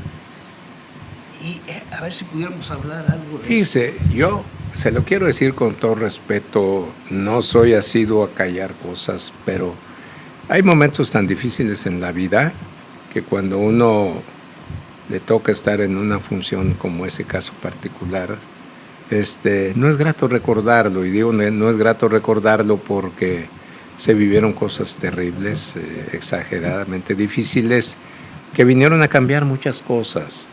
Vinieron a cambiar tantas cosas que dice uno, mira, en la vida lo que hay como decía don Mario N. Flores, en la vida hay que disfrutar las acciones que nos traen como resultado fortalecernos más como seres humanos. Y a la vida hay que restarle capítulos que no te dejaron más que cosas de tristeza y otras más. Entonces, con ese respeto a usted y al auditorio, de veras, ese y otros muchos que pasaron, pues, lamentablemente tuvieron resultados no deseados. Sin embargo, pues cuando las gentes que participan ahí en los cuerpos policíacos se ven en la necesidad de actuar para preservar más vidas, pues lo tienen que hacer. Entonces yo creo que ese es de los momentos más difíciles que se pueden tener, y no en el caso de un servidor, como lo han tenido muchos de los que han sucedido a mí en el cargo, y otros que lo están viviendo por Chiapas, por Michoacán o por otras partes. Yo creo que aquí lo más alentador es ver hacia dónde vamos, por dónde vamos y cuándo llegaremos. Yo le decía hace rato a usted que uno de los pasajes también de mi vida, yo creo que de los más importantes, es el camino de la educación. Caminar por la universidad como maestro y participar en transformaciones y en presencia de instituciones como está criminología, ciencias políticas, ciencias de la comunicación, de la que tuve el privilegio que me nombraran director en ciencias políticas cuando era Neftalí Garza Contreros, ha sido para mí una de las cosas más importantes, haber dejado generaciones y generaciones como alumnos en las cátedras que yo impartí, ser parte importante para que se quitaran por escrito las tesis famosas que hacíamos de 7 libros con 85 páginas que mucha gente no teníamos dinero para pagarlo en la imprenta y suprimirlo para dar paso a unos cursos de preespecialización en materia penal, en fiscal, en amparo, en civil y en laboral, y ser parte también yo de esa reforma, participar en los, ¿cómo se llaman?, jurados de exámenes para profesionistas, ver a los muchachos de veras radiantes de alegría con sus padres por haber logrado terminar su curso y otros obtener menciones honoríficas, y ver que después de 40 años en este mes de septiembre, parece que fue ayer, pero se han desprendido miles de hojas del calendario escolar para dar paso a 40 años para la presencia de criminología, de ciencias de la comunicación y de ciencias políticas es excepcional. Ver cómo un prestigiado maestro de los más queridos, y no el más querido y respetado, como es don Marco Antonio Leija Moreno, era parte importante para crear esas instituciones educativas y emergerse como el primer director hace 40 años, y todavía verlo trabajar allí al lado de las personas adultas mayores, con una carrera impactante en el camino de la impartición de justicia. Esas son de las cosas que creo que nos deben llevar a un estrado muy distinto de los momentos difíciles, ver como a un servidor de ustedes, 17 generaciones de abogados, 2 en Tamaulipas y otros en psicología, me invitan para que apadrine su generación, pues son distinciones que se las lleva uno consigo. ¿Y qué es lo único que hace? Ponerle o la plaquita o la diploma que le entregan uno para ponerla ahí en la pared y que a veces ya no caben, para decirle a tus hijos, mira, cuando menos si recuerdas a tu padre, pues por ahí anduvo, ¿sí? ¿Qué otra cosa les puedo dejar que no sea el recuerdo de lo que hacemos y la tristeza de lo que dejamos de hacer también? Pero siento que en estos momentos la cosa educativa, el avance de la ciencia y la tecnología debe ser una prioridad para todos sin excepción. ¿Cómo han avanzado ustedes los medios? Vertiginosamente. ¿Cómo se transmiten hoy las noticias en un segundo? ¿Sí me explico? Con desplazamientos de otras cosas, pero... Entonces, la vida de Rubén Sarasúa ha estado muy ligada a la Universidad Autónoma. Sí, sí, entrañablemente nos dio mucho y no le alcanzamos a dar todo, pero la verdad, fuimos maestros muchos años, nos dieron la oportunidad de ser útil a muchas generaciones que hoy, digo, nada más gratificante para alguien que tuvo alumnos, ver a su alumno que está encumbrado en X parte por su capacidad, pues que fuimos parte, si quiere, de una milésima, pero que lo conocimos como alumno brillante y ahí está respondiendo a su responsabilidad como estudiante. Y a los estudiantes decirles, el único tiempo que no se recupera es el que se pierde en las escuelas. Ese no tiene retroceso, y más ahorita las condiciones en que las puertas completas de la universidad no se pueden abrir para darle a tanto alumno participación en sus instalaciones.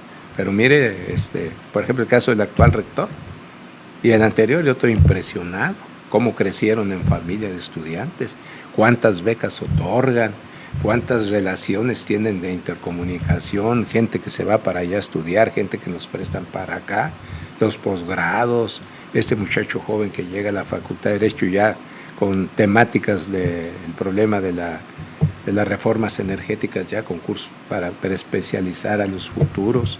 Es decir, creo que estamos en un nivel extraordinario y ojalá y todos, sobre todo padres de familia, consideremos que educar a un hijo es darle el mejor legado que le puede dar uno, más que lo material y más que otras cosas, porque les damos lo que necesitan con capacidad y con su inteligencia, que se abran los pasos en la vida, que no es nada fáciles también, ¿eh? El hecho de que salgan de profesionistas y no encuentren trabajo es un problema serio. Hemos hablado de Rubén Sarasúa como procurador, como político, como senador de la República, como procurador general de justicia, como delegado regional del ISSSTE en varios estados de la República, pero hemos dejado de lado, licenciado, el mundo del boxeo. Él mismo lo platicó aquí. Digo, ya nomás para cerrar ahí este capítulo de esta entrevista amplia que nos ha dado el día de hoy.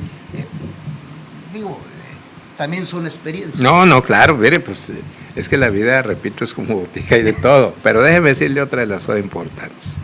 Tal vez la que yo, por razones de mi forma de ser actual, yo, a través de mis informes que rendía yo aquí a mi gente en Nuevo León, a mi paso por la Cámara, pues ahí dejamos también las experiencias de ser uno de los senadores, y le puedo afirmar categóricamente, todos los senadores del país, de acuerdo con su currículum, son las comisiones que se le otorgan.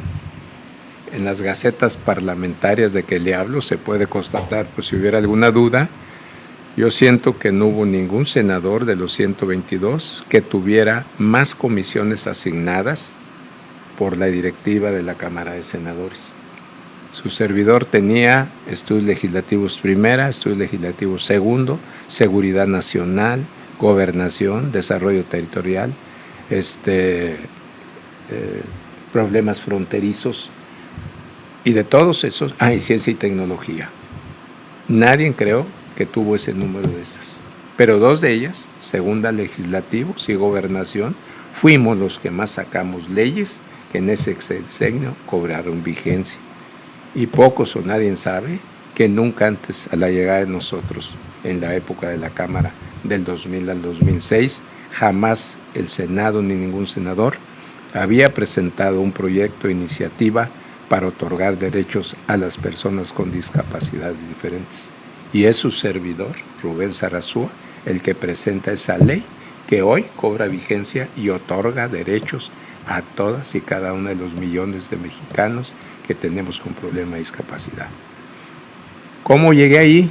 Preguntando cómo se llegó a Roma, buscando a la maestra Liliana Benavides, buscando a otra licenciada Susana, buscando gente que me dieran una radiografía para poder instrumentar yo un proyecto de reforma.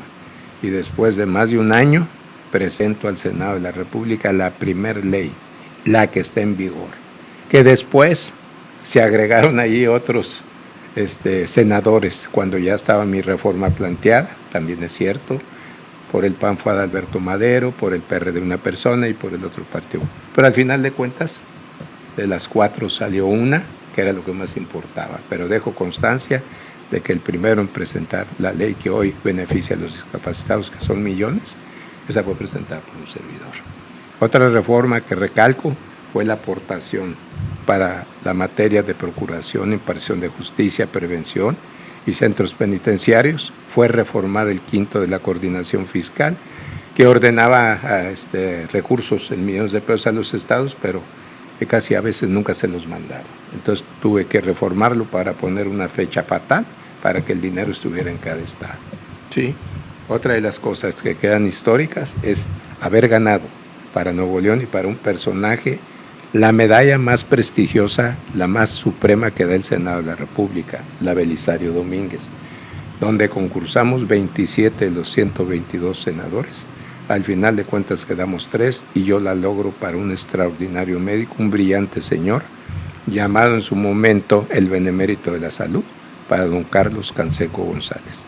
Y eso les puedo asegurar que se ganó, ahora el día 7 de octubre se cumplen 7 años, y les puedo asegurar que pasarán los años y no es fácil lograr que esa medalla regrese a Nuevo León, por las razones que se reclaman y se requieren para obtener esa medalla, que es la más prestigiosa. Y así le puedo decir, hay muchas reformas de mi parte que ahí están, que están en vigor, otras se quedan en el tintero por los tiempos, y mis participaciones para examinar, que quede claro, a los que querían ser embajadores, cónsules, magistrados en todos los órdenes, procuradores generales de la República y los últimos 3 ministros de la Corte. Y gracias a Dios, con la participación y las órdenes de la Cámara y de mi presidente Jackson, se lograron la presencia de esa gente que ahí se encuentra desempeñando sus honrosos cargos.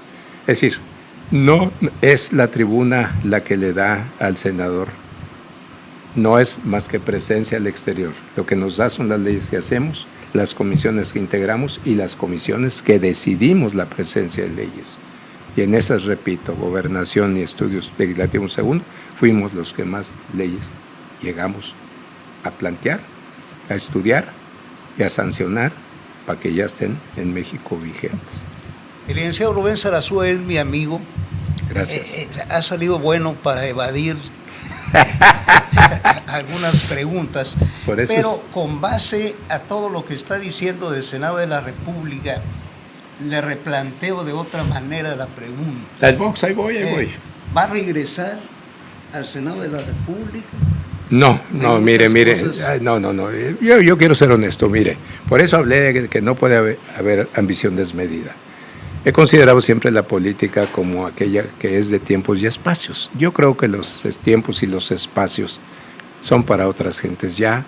Muchos jóvenes ya se perfilan y creo que con esa aspiración legítima deben abrirse espacios a esas gentes. Seguiremos participando en la política. No le hacemos al feo a nada de lo que viene. Por el contrario, si se siente o se presiente que podemos ser útiles, yo lo he dicho y se lo dije a Alfonso Martínez Domínguez, y ya de salida se lo digo al que pudiera venir o a la que pudiera venir. Si soy útil, soy bueno hasta para ser mandados. Y soy bueno para ser mandados, nomás pónganme en el primer escalón y yo me encargo de subirme en los otros. ¿Qué les ofrezco? Lo que he ofrecido siempre: lealtad, honestidad a toda prueba, contra todos los que pudieran pensar lo contrario, y sobre todo soy trabajador de tiempo completo. Lo he sido en todas partes. No soy hombre que no reciba gente en mi casa, que yo tenga horarios de trabajo. No es cierto. Yo a ninguna hora, y repito, donde quiera que he estado aquí fuera del país, pueden decir que yo lo expresé, a ver si alguien dice que soy hablador. Yo soy muy respetuoso del licenciado Rubén Sarasúa. Le preguntaba hace rato el mundo del boxeo, porque dicen que recordar es vivir. Pero si el licenciado no lo quiere contestar... No, sí lo voy a contestar, nomás y breve se lo voy a decir. Mire, nosotros vivimos en un barrio de la colonia industrial, la colonia más antigua de Monterrey. Por razones de humildad, fíjese, esto no me gusta decirlo porque la gente pudiera malinterpretarlo, pero hay testigos de buena fe que fueron los herederos de los que fueron mis patrones. Mi primer trabajo fue hacer chicharrones en una carnicería en la colonia industrial, se llamaba La Reforma. Mis 3 años de secundaria, ahí me los pasé. El carnicero me ponía ahí los chicharrones, las tripitas, y yo era las que les daba eso. Y eso hacía posible que yo me ayudara para la cosa de mi secundaria, que era la Plinio de Ordóñez, atrás, allá de la Plaza de Toros, en la calle Pirul número 200.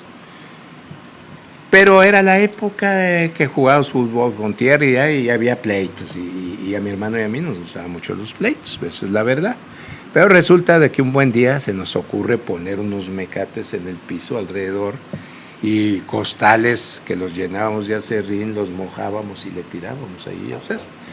Pero con el caminar del tiempo tuve la oportunidad de tener cerca la Arena Coliseo y ahí salíamos y íbamos ahí a tirar y a hacer, y los que ya saben.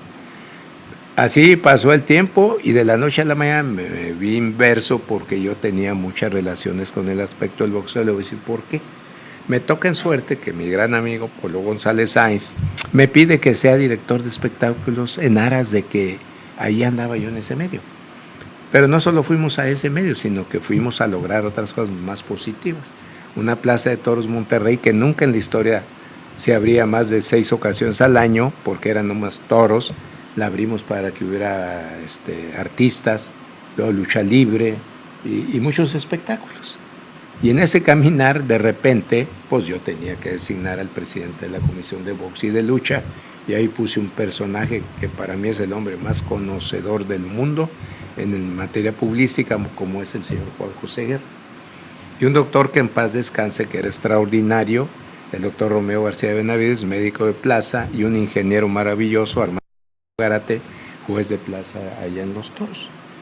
Pero ya con todo eso, pues era lógico mi amistad con el profesor Ramón G. Velázquez, que era el presidente, con el señor Luis Espota, quien yo admiré profundamente como escritor y presidente eterno de la Comisión del Distrito, y a Pepe Sulaimán, en paz descanse.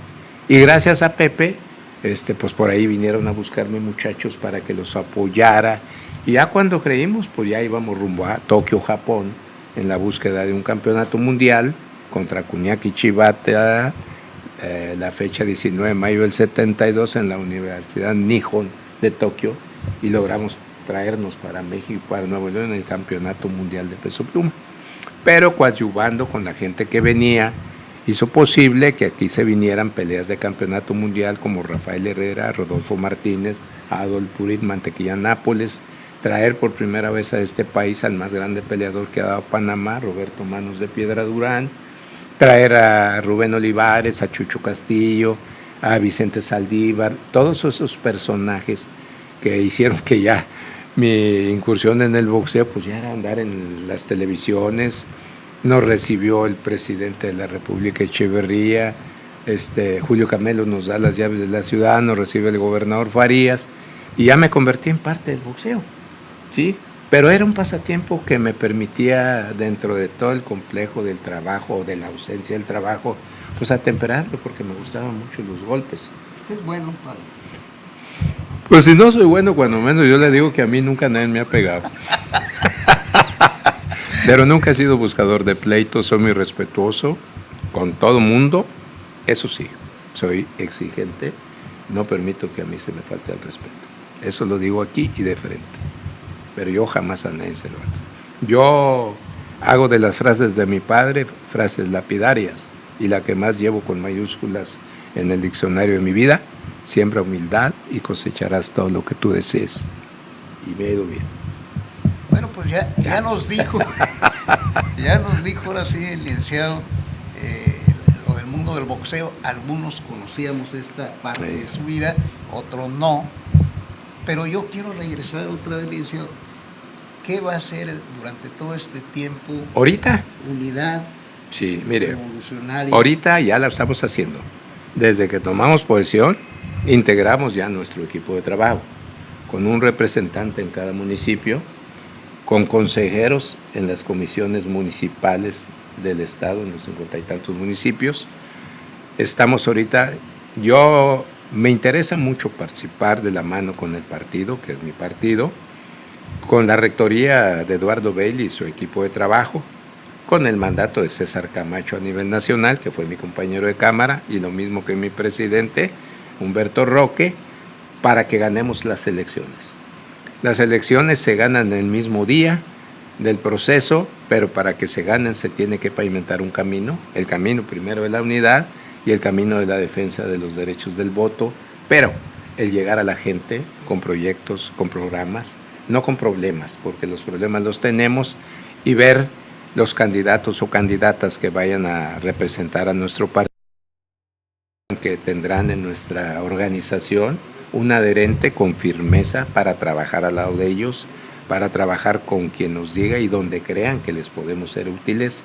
Lo único que sí les puedo garantizar que no venimos ni a estorbar, ni a hacer sombras, sino a ponernos a las órdenes de quienes dirigen los destinos del partido. Creo que le entendemos un poquito a este asunto, creo que la gente sabe quién es Rubén Sarrazúa, saben lo que está atrás de nosotros y yo sé quiénes son las gentes que quieren al partido. También estoy enterado de las gentes que hoy no quieren estar en el partido, pero eso es legítimo, eso es correcto, no se los podemos criticar a nadie. Nadie puede ser sujeto a ser esclavo de nadie y menos de los partidos políticos. Ya estamos trabajando para integrar los cuadros, los que van a estar con lo del voto, los que van a representar nuestra institución en casillas, los que vamos a peregrinar en las calles o en los lugares o acompañar a candidatos que nos lleguen a invitar para ir a pregonar qué es el PRI y por qué el PRI debe seguir gobernando. Muy bien, pues yo veo que el licenciado es un priista apasionado. Sí, lo soy, claro. Que conoce bien los principios del Partido Revolucionario Institucional, que conoce bien sus estatutos. Y yo quisiera preguntarle lo que le hemos preguntado. Hacemos una pausita. Bueno, una llamada al aire. Sí. Una llamada al aire, claro que sí.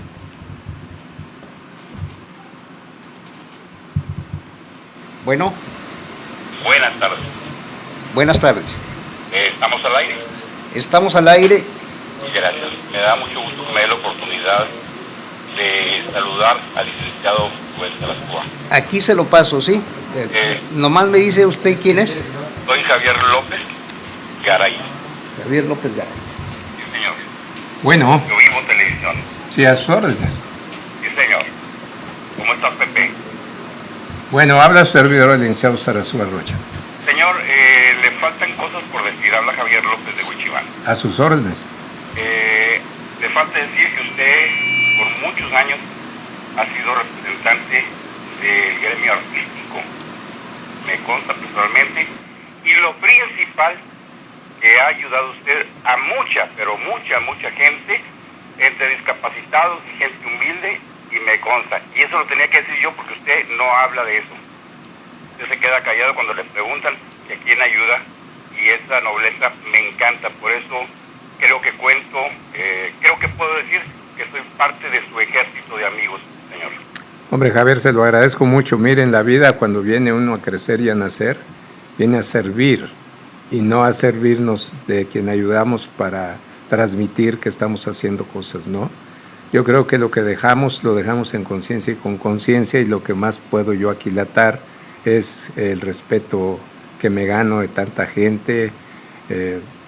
Digo, no quiero ser yo el prototipo de decir lo que yo hago, dejo de hacer. Lo he hecho por muchos años en parroquias, lo he hecho en muchos programas de televisión, pero a todos sin excepción les he pedido que no se diga que yo soy el que participo. Razones son muchas de intimidad. Hay que servir a quién sin saber de quién. Entonces, esta es mi forma de ser y actuar, y yo le suplico que me disculpe y seguiré haciéndolo con el cometido de decirle siempre que no comentes que es Rubén Sarrazúa. Es su amigo y se acabó. Yo sé. Le agradezco sus conceptos. De hacer, porque eso habla muy bien de Rubén Sarrazúa, no del licenciado, de Rubén Sarrazúa, al cual yo le he aprendido muchas cosas, y actualmente soy el director de Regio Vivo, y esas palabras yo las pongo también para mis compañeros. Me ha servido mucho el ser su amigo.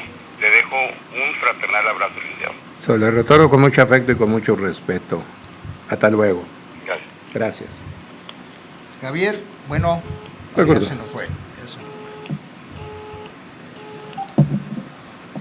Bueno, licenciado, pues ahí está la llamada de Javier López Garay, director de Regio Vivo, ¿verdad?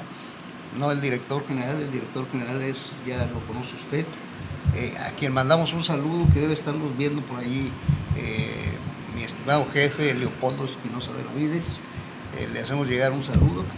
Mire, yo aparte que le hago llegar un saludo, quiero decirlo con todo respeto, siempre me he preguntado a qué horas descansa ese señor. Yo me acuerdo cuando estaba al frente de una institución educativa, en una universidad, a qué horas se levanta, a qué hora se acuesta, y luego venía el periódico y le decía yo con todo respeto a Lupita que a qué horas lo veía y si acaso había chance de sentarse con él y con sus hijos a comer. Pues es un señor que no se cansa, y tuve privilegio de asistir a la presentación de un hermoso libro que presentó, y que por ahí yo espero comentar con él algunas cosas, no sin antes decirle que siempre lo he admirado, siempre lo he respetado, y es de los que yo puedo considerar de una fraternal e inquebrantable amistad para él, para sus hijos, para sus hijas y para Lupita, su esposa, y es de los hombres que realmente deben tener un grado de general en lo civil, porque él sí tiene un gran ejército de amigos y se los ha ganado con su forma de ser y de actuar. Y para él, pues le ofrezco un respeto irrestricto por siempre. Oiga, licenciado, como político y como abogado, yo le pregunto si nos pudiera hacer algunos comentarios de este libro precisamente que presentó mi estimado jefe Polo Espinosa Benavides, que se llama Un imperio venido a menos, donde se habla cómo a lo largo de la historia, quizá desde Santana o desde antes, el territorio que hemos perdido los mexicanos en batallas, en guerras, en distintas luchas que ha habido. Y hacía una reflexión Polo. Dice que el libro lleva el interés de despertar a las nuevas generaciones para que a través de los tribunales internacionales, jurídicamente hablando, se recupere parte de estos territorios que hemos perdido. Dice que somos 112 millones de mexicanos, que vivimos muy a gusto con el territorio que tenemos, pero que a lo mejor esta lucha ya no la vamos a ver estas generaciones, sino las próximas. Bueno, mire, sí. La realidad, Pepe, yo no he leído a fondo el libro, pero tuve la oportunidad de escucharlo. Me pareció impresionante su exposición, la que dieron las personas, el señor César Morado, la senadora Marcela Guerra, en torno a su contenido. Yo siempre, en eso sí quiero ser un poquito petulante, he sido un enamorado de la vida de México, y usted habla de las futuras generaciones.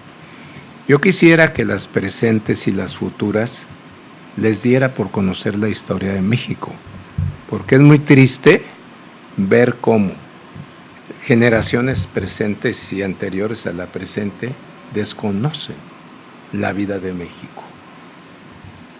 Es nada fácil encontrar profesionistas, sino a los que usted le pregunte cuáles son los movimientos sociales que dieron origen a la presencia de este país. Y no se los dan. Usted les pregunta cuándo se consuma la independencia de México y todos le responden de inmediato: la noche del 15 de septiembre de 1810. Nada más incierto. Ese día se proclama la independencia. Y necesitan pasar 11 largos años para que el 27 de septiembre, 11 años después, se lleve a cabo la consumación de la independencia, en donde el gran maestro Hidalgo, el mejor de sus alumnos Morelos, y una gama de ilustres mexicanos hacen posible que el México deje de ser esclavo, después de estar 300 años, 3 siglos, en la esclavitud. ¿Sí? Esa consumación de independencia trae como consecuencia el primer gran movimiento social que da origen a que este país nazca la vida independiente. Y se pueden decir muchas cosas, pero quiero ser breve. Pero posteriormente viene una segunda etapa donde viene el segundo movimiento social. Tal vez encabezado por el hombre más grande que ha dado la patria, don Benito Juárez. La presencia de sus leyes de reforma es el segundo movimiento social que hace posible encumbrar a este país. Y no solo convertir a Juárez en un presidente de excepción, en donde en la República Hermana de Colombia lo nombran el Benemérito de las Américas, porque era un gran líder de toda Latinoamérica. La grandeza de Juárez no solo radica en la presencia de las leyes, sino en la defensa que hace de este país ante la intervención inglesa. Y Juárez no contaba con un gran ejército, ni tenía soldados preparados, ni tenía el armamento bélico para enfrentarlo, pero Juárez contaba con la más grande fuerza que puede tener un estadista, y México se salvó con Juárez porque se acompañó de su pueblo y derrotó a los ingleses. En la historia recordarán ustedes cómo anduvo por todas partes huyendo, porque el primer emperador de México, porque tuvimos dos, si usted le pregunta a los jóvenes no saben cuáles son, Maximiliano de Habsburgo, que trató de matarlo, que ordenó, ¿sí? Y al lado de Miramón y Mejía, que fue un traidor de la historia, no lograron su cometido, pero Juárez sí lo logró. Hay una película que me comprometo a ponerla aquí, para que la gente se dé cuenta de la grandeza de Juárez. Sí, mire usted. Juárez, con la presencia de presidentes, de embajadores, de intermediarios, usted va a escuchar el debate de Juárez con todos ellos cuando le pedían que indultara a Maximiliano y no de a marcha atrás. Y a los dos los mandó fusilar por el daño que le habían ocasionado al país, ¿sí? Y no se nos olvide que de 1825 a 1876 este país tiene más de 50 presidentes de la República y 2 emperadores. Maximiliano y un mexicano que se puso ese mote, que fue Agustín de Iturbide, a quien se le ordenó en su momento que donde quiera que fuera encontrado, fuera fusilado en la plaza de la ciudad donde fuera encontrado. Andando por todas partes, se le localiza en Padilla, Tamaulipas, y ahí se le fusila a este traidor que quiso ser emperador de su tierra, ¿sí? Y en ese largo devenir de tantas cosas es cuando se viene la presencia de Porfirio Díaz. Pero Porfirio Díaz se había enfrentado a Juárez, los dos oaxaqueños, y le gana la presidencia de México Benito Juárez. Al presentarse con 36 años ahí en la vida política del México al frente de sus destinos, Porfirio Díaz, acuérdese, llega el momento y yo tengo la carta de renuncia en una copia, hermoso contenido de Porfirio Díaz, donde se dirige al Congreso para decir que dimite el cargo de la presidencia. Y se migra a Veracruz, allá muere y allá están sus restos. Pero Díaz es un héroe nacional, que debería estar aquí en la Rotonda de Héroes Ilustres. Es el verdadero héroe de la Batalla de 5 de Puebla. No Zaragoza, porque el comandante en jefe que dirigió ahí el problema de la guerra, ese fue Porfirio Díaz. Pero Porfirio Díaz le da los cimientos a este país. Carreteras, ferrocarriles, instituciones agrarias, instituciones. Esa es la etapa que se viene. Y viene el tercer movimiento social de México, la revolución. Una revolución que se enmarca con la presencia de Madero, que logra derrocar con su principio de no reelección el mandato de Díaz y asume el poder. Pero ¿qué sucede? Por eso le dije hace rato, los que llegaron a presidentes llegaron a través de las traiciones, de la sangre, de las deslealtades. Este señor es mandado a apresar por el chacal Victoriano Huerta, que en esa famosa escena trágica, ¿sí?, lo manda a fusilar junto con José María Pino Suárez, que era el vicepresidente de México, ¿sí? ¿Y qué sucede con el traidor Huerta? Sufre lo mismo. Se levanta acá por Coahuila el varón de Cuatro Ciénegas Carranza con Zapata, con otros elementos, y logran derrocarlo. ¿Y qué sucede con Venustiano? También, Mariano a Huerta lo echa para afuera. Lo Obregón, y así se van todos. Así se van todos. Y así llegan todos hasta el año 29, en que nace el PRI. ¿Y qué sucede con ese 29?